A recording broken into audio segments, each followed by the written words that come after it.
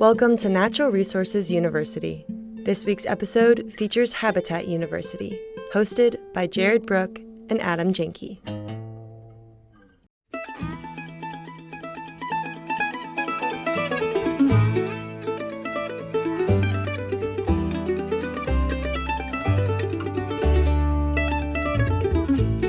Welcome to Habitat University.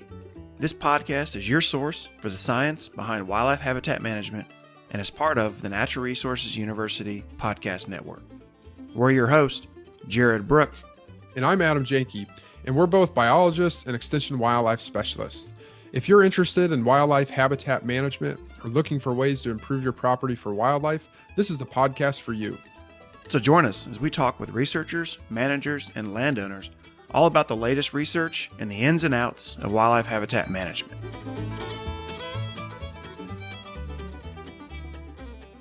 Welcome back to Habitat University. I'm here with my co-host, Adam. And Adam, it's been a while, hasn't it?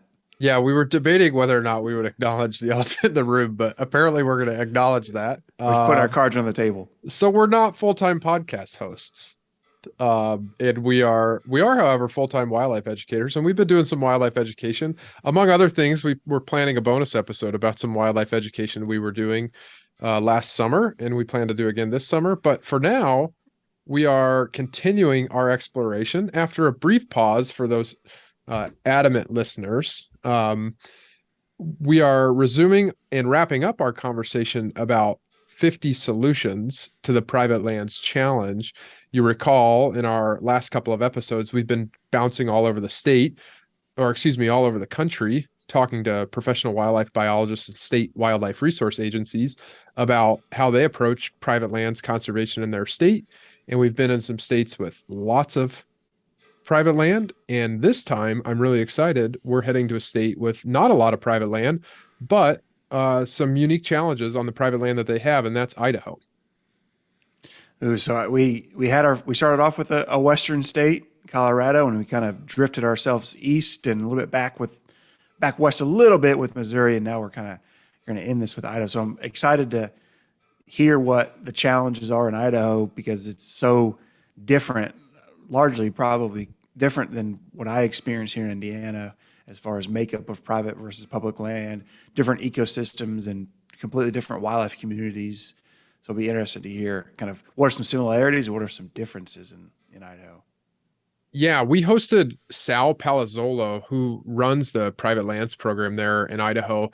And you're going to hear right from Sal about all the interesting things that they're doing. But the thing that really just stuck with me and really kind of blows my mind is the ecosystem diversity they have in Idaho, the wildlife diversity, of course, that sort of results from that ecosystem diversity, and then the agricultural diversity that they have, just everything, and including, of course, like forested land that we kind of think of for Idaho, and then, of course, potatoes, but then everything in between. It was really interesting, all sorts of different crops and all sorts of unique challenges of managing wildlife habitat on those working farms and ranches and forests out there in Idaho. So it was a really interesting and really fun way to wrap up our 50 solutions to the private lands challenge little subsegment of this season. Yeah, so we got a good taste of several different states. Of course, we didn't make all 50, but I think we have a pretty good wide range of states. And I'm going to put you on the spot real quick, Adam. Do you remember the makeup of Idaho as far as public and private land? Does that get covered in the episode? It definitely gets covered in the episode. I'm looking briefly through my notes. Hey, listeners, you're going to have to stay tuned. We'll cut to the episode and Sal will tell us that and a whole bunch of other things from here. All right, on to it.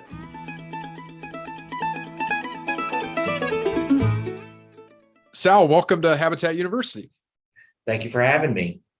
So, where I thought we would start the conversation is just kind of orient us to who you are, what your job title is, and what you do with Idaho Wildlife Resource Agency out there. So, again, I'm the state habitat manager. I work for Idaho Department of Fish and Game. I work within, structurally, I'm within our Wildlife Bureau within the agency. As the name kind of says, with habitat program, I oversee the habitat program. That includes our public lands that are owned by the agency, as well as our private lands program. and a lot of the other programs that actually impact private landowners. I have our access program, our big game depredation program, our real estate and acquisition program within there. So kind of anything that's tied to habitat kind of has a little bit of a tie to the program that we work with here. Okay, wow, that's quite expansive. I knew you had the private land connection, and that's why we were excited to have you on this season, but I didn't know you did public land as well. So that's a lot of hats you wear. It is. Fortunately, I have really good staff that know a lot more than I do and do a really good job. That's awesome. So we want to learn more about Idaho today. We want to learn about the species of wildlife that you're managing, the habitat you're managing, the practices you use, and all that kind of stuff. And so what I thought might be a cool place to start is to tell us specifically on this private lands question, where is the private land in Idaho? You know, I think of Idaho as a western state with lots of federal land. So, where is the private land? What's the characteristic of the ecosystems found on private land out there? So that's a great question, Adam. You know, we get that a lot. You're not the first one to ask that says, you know, why do you even have a private land program in Idaho? I assumed it was all wilderness and federal lands. And certainly the state is the bulk. You know, about 67% of the state is in federal or state ownership. Only about 31% of the state is privately owned. But what some people don't realize or don't think about is that, you know, when the homesteaders came through Idaho and started establishing farms and ranches, they settled in the best places in the state. They settled in the valley bottoms where there were deep soils. They settled where there's water, you know, the warmer climates. Parts of the state, they didn't really settle in the rocks and the snow up high. So, you know, from a wildlife standpoint and a conservation standpoint, that 31% of the land that's in private ownership is really some of our most productive lands in the state. You know, if you're looking at it from the wildlife side, you have our wetlands, our streams that are tied into fisheries or waterfowl standpoint. A lot of these valley bottoms are big game winter range, and they're extremely productive as well. And you know, so Idaho has a pretty rich both farming and ranching history.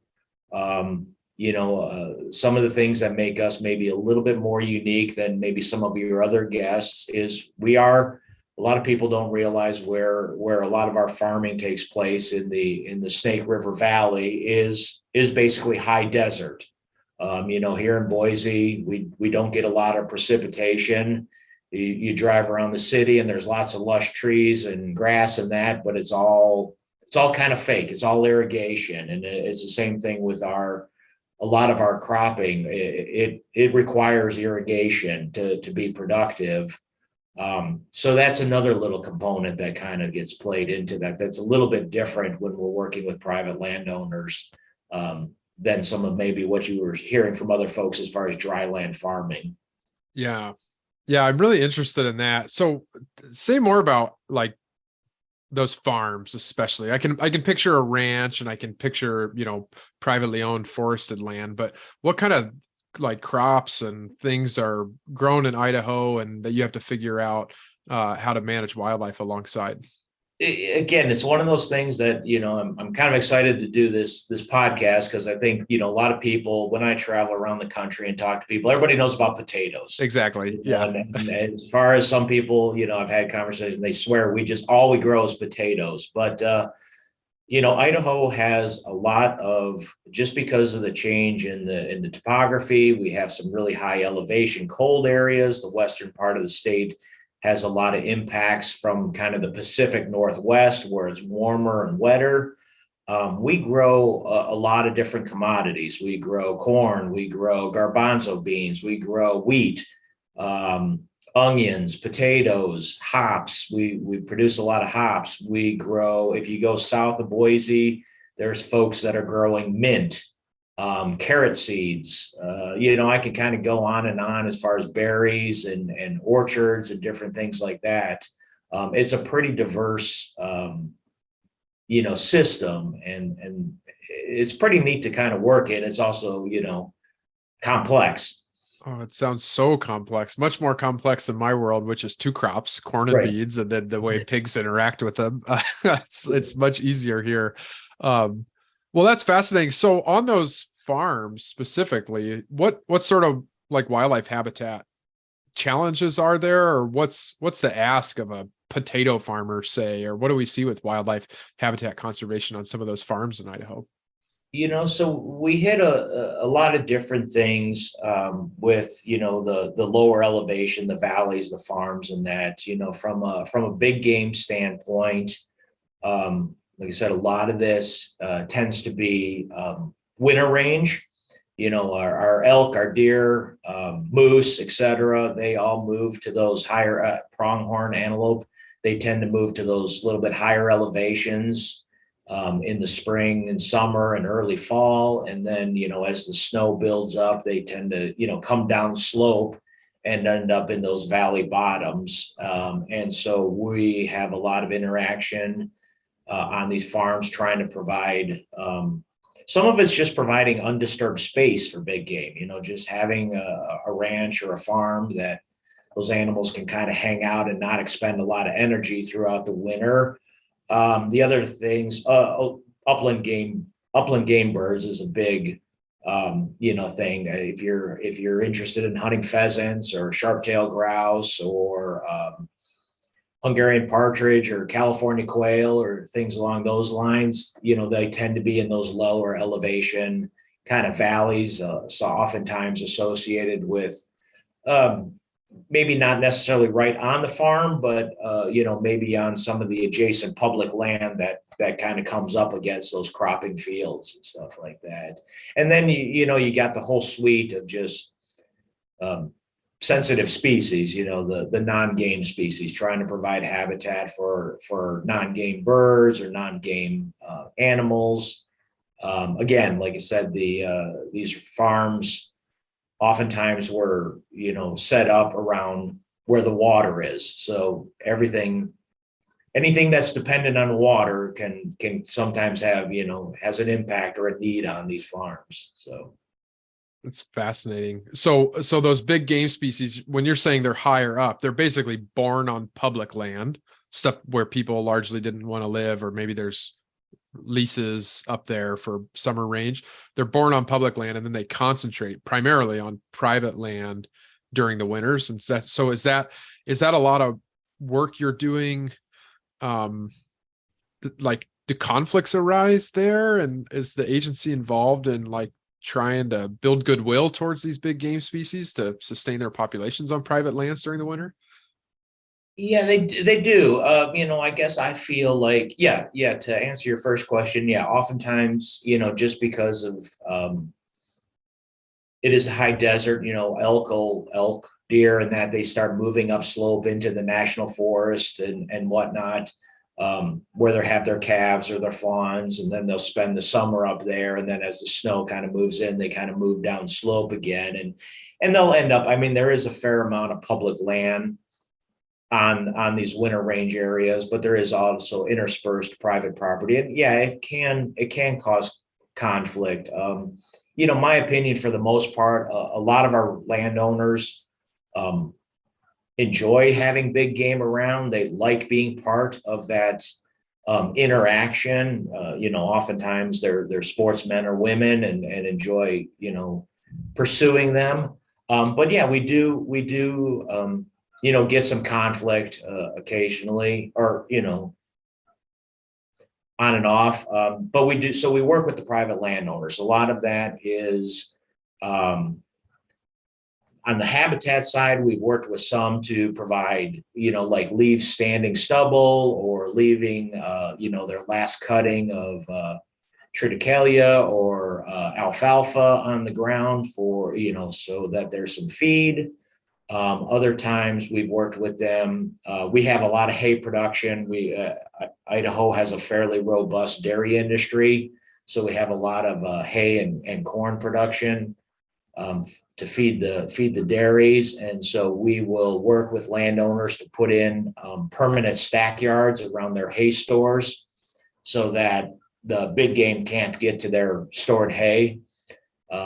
Work with them on hazing and different things like that. So yeah, it's an interesting thing. Like I said, there's, it's that fine balance of, we have a lot of landowners that, like I said, really enjoy the big game. They really enjoy having wildlife around. They moved to Idaho or bought land. Their families have been here for generation, and wildlife is part of being in Idaho. At the same time, once you get too many, it can get a little, it starts cutting into your checkbook a little bit hard. It becomes problematic. So Yeah, and so it's always so interesting to talk to people like you that are at the crux of that challenge. You're trying to sustain these wildlife populations on private lands so people on public and private lands can enjoy them, while also acknowledging like these conflicts that arise.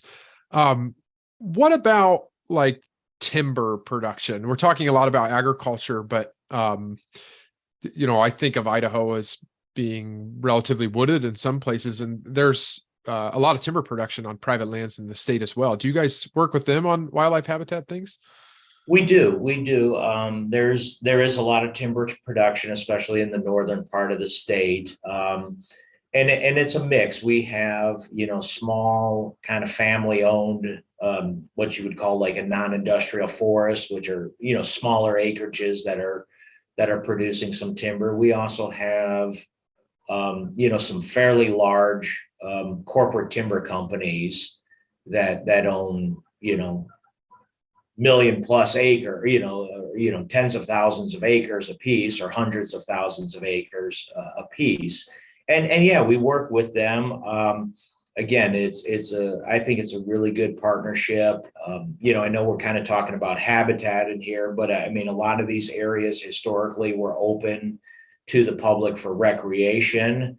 So we've worked with these forest owners to try to maintain as much recreation as we can, so it doesn't impact their operation, but at the same time provides some public opportunities. We also work with them as requested to provide information or data as to where there may be sensitive species, or how they can evaluate their timber cuts or different things like that to either benefit the sensitive species or avoid negative impacts to the sensitive species or streams or fisheries and different things like that.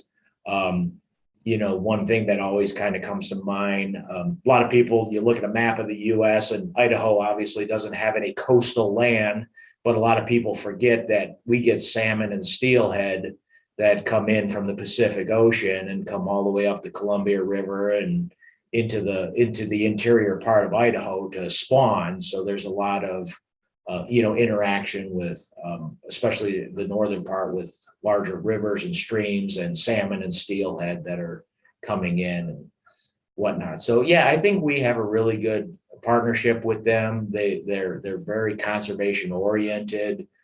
Forestry is all about sustainability. If you can't overcut an area and be profitable in the long term. So I think they're really managing their properties pretty well. That's really cool. I love how in Idaho you have everything from like a mint farm to a forest parcel that has salmon running through it. Like, it just blows my mind, the diversity there. I was looking on your website, 14 species of upland birds in the state. 7 of them are native, which I think just paints a picture to the ecological complexity of the landscape you work in. You have Columbian sharp-tailed grouse, dusky grouse, greater sage grouse, mountain quail, ruffed grouse, and spruce grouse, all native upland birds. So, and you have a statewide job, so you're thinking about presumably all 7 of those species and 7 more introduced species. And what's sort of unique about all of that diversity? What's sort of uniquely challenging, or what do you think Idaho does really well in addressing all this diversity that you have across the state? It is. I mean, I think that's what the passion that kind of drives it for a lot of these landowners, and as well as our staff, to kind of do good conservation work and work together. Is that I think our landowners enjoy seeing that diversity. They like going out and looking at them. It also and the same thing for our staff. So that it kind of is that driver of, hey, this is pretty cool. We have all this stuff. I can see, I can drive down a road on a ranch and see mule deer and elk and sharptail or sage grouse and then get have a moose come out of a river bottom thicket, as you're driving along. And again, I think just having that and trying to figure out, it's kind of like building a puzzle. How do I try to maintain that diversity and enhance that diversity or those populations, while at the same time working with the landowner who knows that they have to make a living off of the property, and it becomes fun, I guess, is in short. So could you share with us an example of areas where that's really gone well, like a certain species or certain program that you are really proud of, the successes that you guys have had out there? Yeah, I mean, I guess one that comes to mind quickly is the Columbian sharp-tailed grouse. So, for folks, from the Great Plains and stuff like that, they may say, "Oh, well, we have sharp-tailed grouse here," but there's a specific subspecies of sharp-tailed grouse called the Columbian sharp-tailed grouse. We hold, don't quote me on it, but I think we hold like 60 to 70% of the world population in Idaho.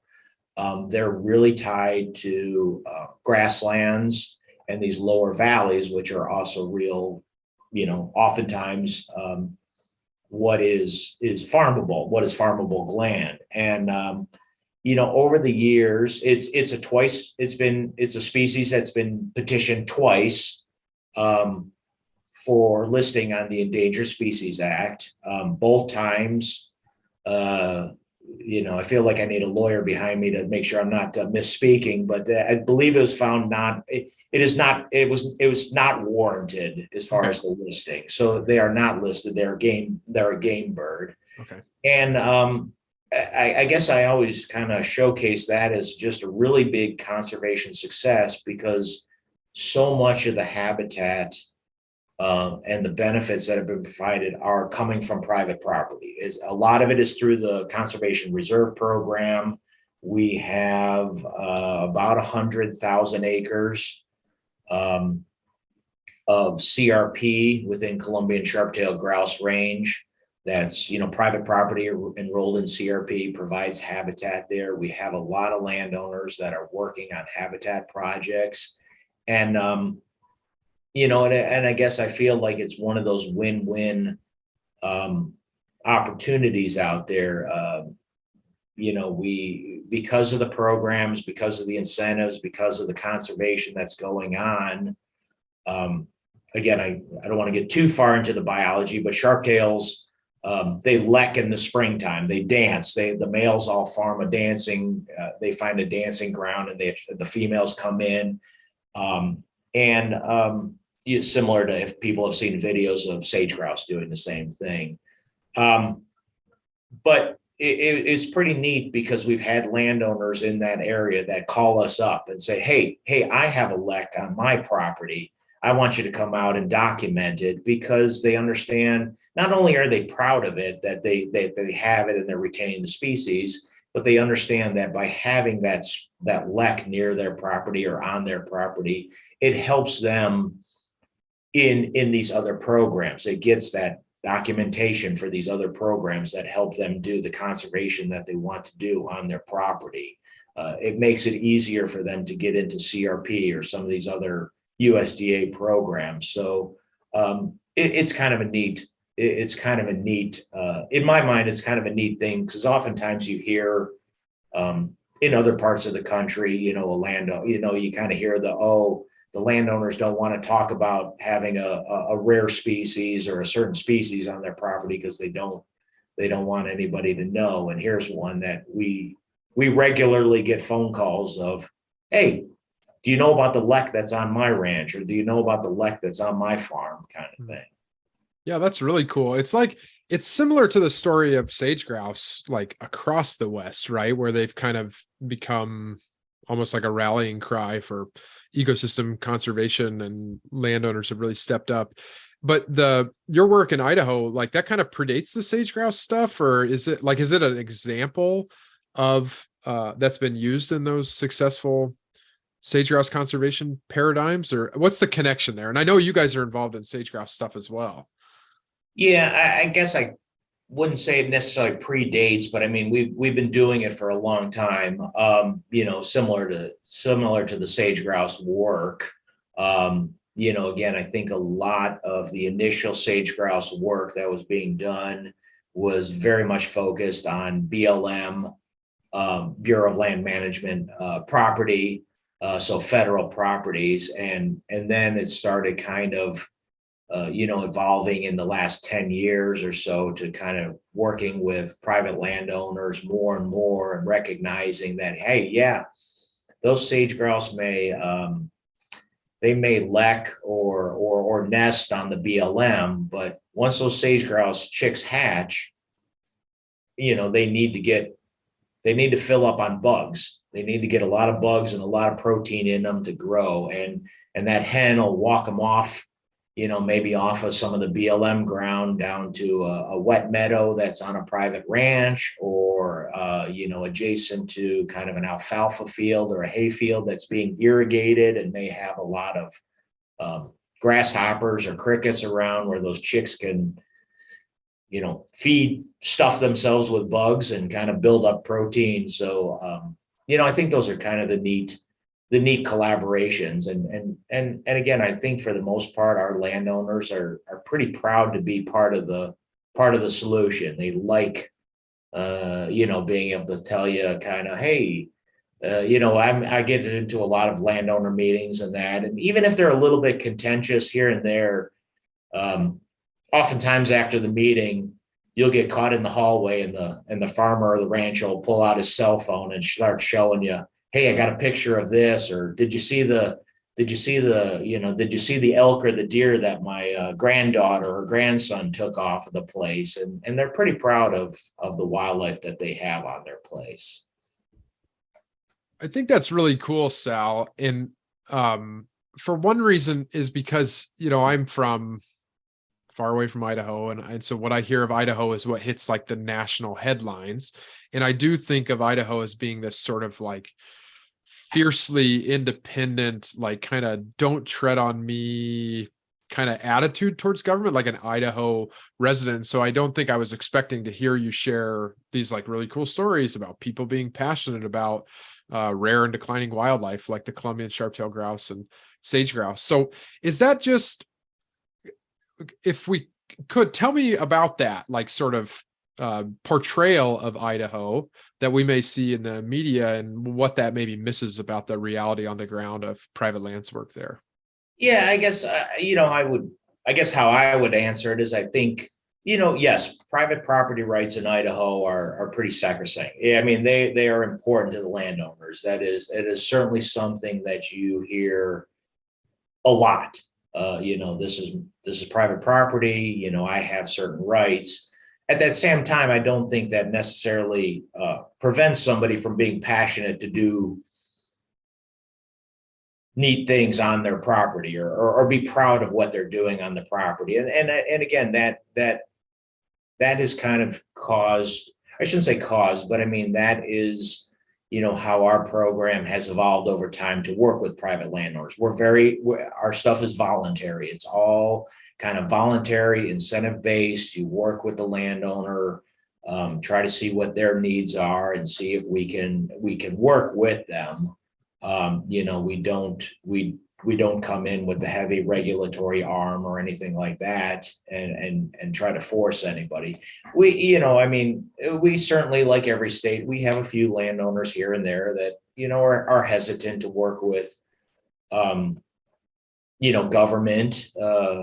But oftentimes, just from a conservation standpoint, that's where having the partnerships are important. We work with a lot of NGOs. We work with other federal and state conservation organizations or private conservation organizations.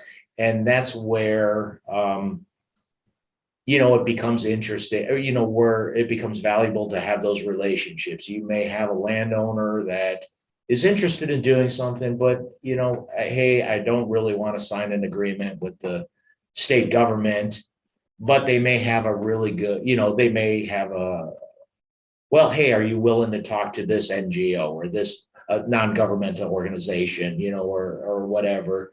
And sometimes they'll say, yeah, I'm willing to work with this person or that person. And you still get the end result. You just have to kind of find a different path, and vice versa. Sometimes we get brought in if they don't want to talk to, I don't want to pick on the U.S. Fish and Wildlife Service, but, sometimes, hey, I'm not going to talk to the service on a wetland project. Oh, hey, we can step in and they're willing to work with us or something like that. So. Yeah, that's really interesting. So that's actually the direction that I want to head next, is to sort of understand more about the partnerships and the people that are doing the work. So maybe first, starting with your agency, what does the face, like, who's going to the ranch gate and having these conversations? Like, how do you staff these positions, and how many people are out there doing this work? Tell us about the boots on the ground. Okay, so we have, the answer is a little bit complex. I mean, I think like every organization, we have a lot of different people that are doing a lot of different jobs, and it depends on what needs to get done. But, probably the easiest way to go about it is we have habitat biologists throughout the state. They're oftentimes responsible for not only, they'll have a habitat district. And oftentimes within that habitat district, they'll have a wildlife management area, which is a piece of property that's owned by Fish and Game. And their responsibilities are managing that wildlife management area, but also kind of reaching out and working with other landowners, both private and federal. They work with the U.S. Forest Service or BLM staff that's within their habitat district. And they're the kind of usually the first line of interaction with a private landowner to, they usually live within the community or close to the community, or they spend a lot of time there, so they know people and get to know people and develop it. We also have several staff. I have 3 staff people that work out of U.S. Department of Ag field offices. And so their primary job is working with landowners, but oftentimes it's helping to utilize U.S. Department of Ag conservation programs to do, projects, and also provide that wildlife expertise to USDA staff on, how to make other projects just have a wildlife benefit. Some of the biggest stuff they work on is CRP, around the state. So those habitat biologists, that sounds really interesting. So that's different probably than the people setting like elk quotas and things like that. Is that correct? So, but they work in the same districts, presumably, or they work like with those species biologists, or how, like, that just sounds very interesting to me that you have people just dedicated to habitat work in the agency. Yeah. So within what I'll frame as the Wildlife Bureau, we have a population section, we have the habitat section, and then we have our research and diversity section. Research is pretty self-explanatory. They are our researchers that do all our various modeling, our studies, a lot of our, building of the population models and stuff like that. Diversity, those are the folks, they tend to, their focus is on kind of sensitive species at risk, the non-hunted species. And then our population folks, kind of what you were saying, they tend to be the ones that are doing survey work for counting our elk and deer, setting seasons, assisting research in that as far as captures. They get involved in some of the conflict stuff. If we have a little bit less on they'll help out as far as cropland, but if you get a moose in the middle of downtown Twin Falls or something, they're the ones that get called out and tranquilize it and move it. And then, we have that habitat biologist kind of cohort that kind of works. Again, they help out. There's a lot of interaction among staff helping each other out and working together, but the majority of their day is spent thinking about how to create habitat and do habitat projects. That's really cool. That's that's an interesting model. I don't think that I've seen in many other states, or at least not the ones I work regularly with. So that sounds really cool. And also, every time I do one of these interviews, I'm like, dang, I want that job. Not that I love my job, but that sounds like a pretty good gig. So what about partners? You mentioned, of course, Fish and Wildlife Service with endangered species, and sounds like they do some wetland work as well. And I'm sure they do fish stuff too. What other big partners do you have that you work with on private lands, wildlife habitat stuff? We have a ton of partners, and I'm always hesitant to start. I bet. I understand, because you feel like you leave somebody out. But we have a lot of good partnerships. Pheasants Forever comes to mind. They help us out certainly with some shared positions, which is always a needed thing as far as building capacity, having more people to go out and talk to private landowners. Ducks Unlimited has engineers and staff that are really, focused on wetlands. We have land trusts that are certainly working on conservation easements and different land protection programs around the state. National Wild Turkey Federation, Rocky Mountain Elk Foundation, Mule Deer Foundation, the other, like the water resource folks, our other state agencies. You mentioned U.S. Fish and Wildlife Service. Obviously, again, we're talking a little bit private lands, but 60% of the state is in, or 62% of the state's in federal ownership. So we wouldn't be able to do anything without our collaboration with the Bureau of Land Management, U.S. Forest Service, Bureau of Reclamation. So, and everybody's kind of working together. There's ranching organizations and farming. We work with Idaho Cattle Association, different range land commissions and different things like that, soil and conservation districts. It just kind of depends. Like you said, it's where you want to be working and what you're working. You kind of find that little group of people that that's their thing, and you kind of bring them into the table and work together. So it's really interesting. And it sounds just as diverse as the ecosystems and species that you guys are managing out there. Just a remarkable amount of diversity. So it's always helpful to have you remind us about that big 61% of the, or 67% of the state that's in public ownership. And so just as wildlife sort of crosses those boundaries between public and private, I suspect the people do as well with grazing leases and other things. And so I'm curious how you all, from a state level, integrate into those, the experience that ranchers have doing that and how wildlife are considered there. So you're right. Idaho still has a very robust both sheep and cattle industry. And oftentimes a lot of those folks have, as part of their operation or incorporated into their operation, a federal or state grazing permit. And, so similar to, like I said, with elk or deer, they'll often move their herds of either sheep or cows kind of upslope as the snow recedes, onto national forest or BLM ground. And then as winter kind of comes in, they'll oftentimes then bring them, back to, their parcels of private property to overwinter, feed them hay, or ship them off to market at that point.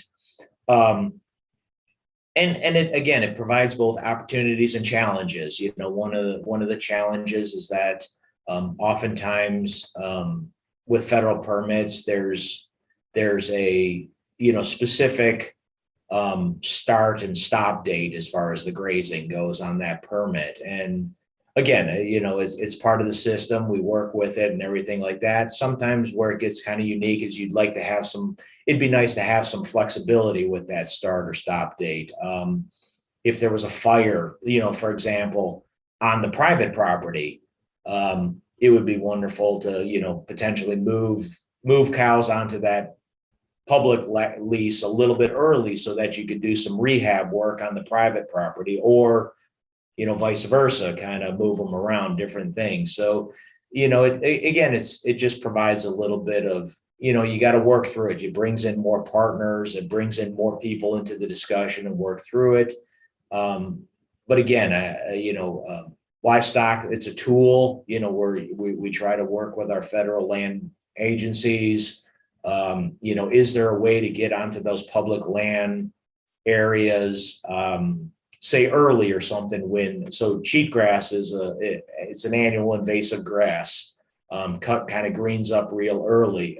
Is there a way to get cows or sheep out onto a part of the BLM or Forest Service early when that cheatgrass is greened up, and get it all grazed down, so that the native perennials come back, or the fuel load is a little bit lower as far as a wildfire threat. So it's neat. It's all really about just communication and talking. It's a really neat, I guess, going back to my comment about the fun of trying to unravel the puzzle and working with different people and that. But yeah, it's something that probably a lot of your private land state folks are probably not dealing with. Their ranches or their grazers have complete control over where they want to move them from pasture to pasture, because it's their property, or it's property that they're leasing.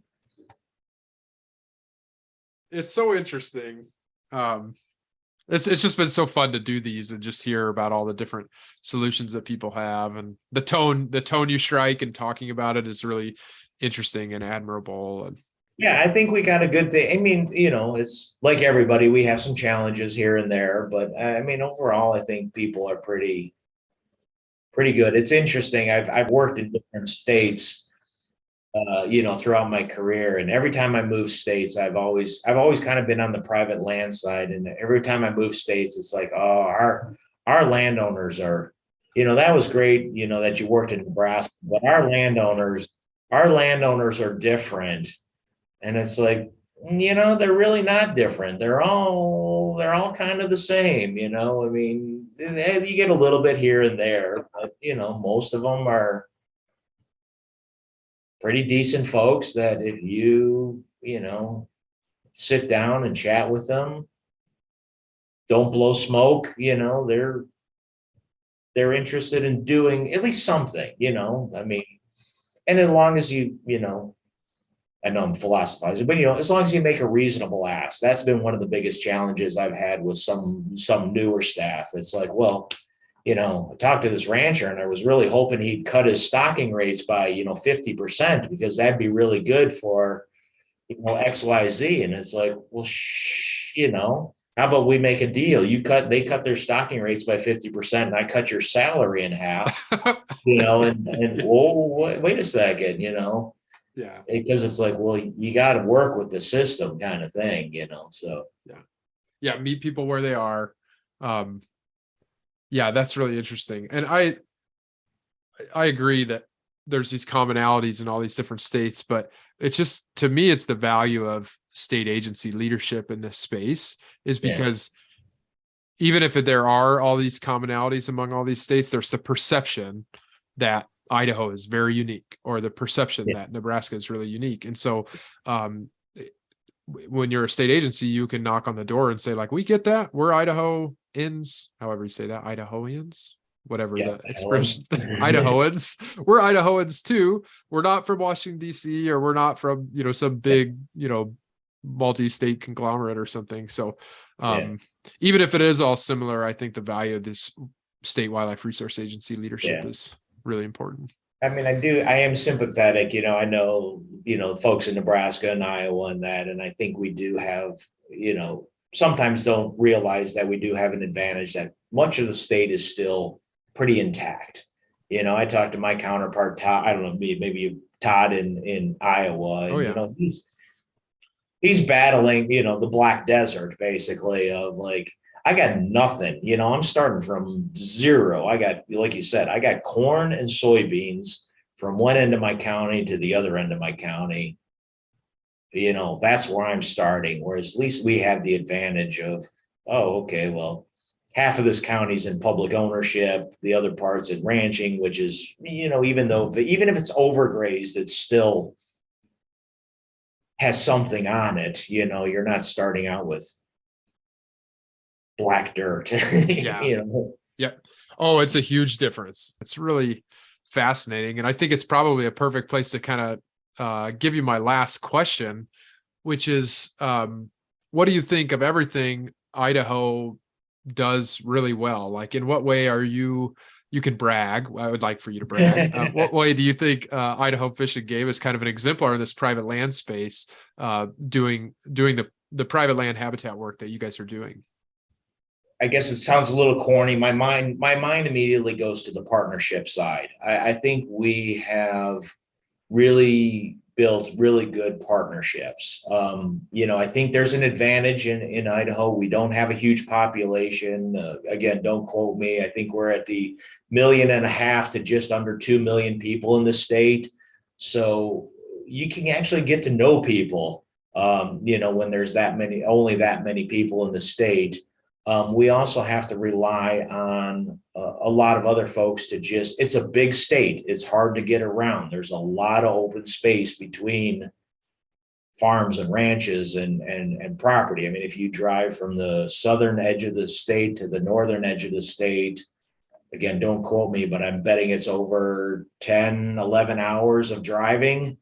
So it's not feasible for one person to get around the state and to be at every meeting or be at every interaction. So, hey, we got a project up in the Panhandle. I'm going to call so-and-so. They're going to show up. They know who these people are. And I guess I think that's really been the key to our successes, is any given day, I get phone calls from multiple organizations or multiple people, and we're trying to work together to try to come up with a solution for, I don't want to say problem, but just a solution, to something that's out there. I think it's really admirable. And like I said, a government agency in a state with these strong sort of ideological attitudes towards autonomy and public lands. It seems like you guys have just done this like perfect job of threading that needle, being relevant to your citizens and stakeholders, and doing some really cool stuff, like the success stories that you have with sage grouse and Columbian sharp-tailed grouse and all the habitat work you described. So really, really admire what you're doing. And Sal, really appreciate you coming on the podcast with us. Thank you for having me. It was fun. Habitat University is hosted by Purdue Extension and Iowa State University Extension and Outreach, and is part of the Natural Resources University Podcast Network. The network is supported by the Renewable Resources Extension Act. If you liked Habitat University, subscribe and listen to the other podcasts in the Natural Resources University Podcast Network. Iowa State University and Purdue University are equal opportunity, equal access, and affirmative action institutions.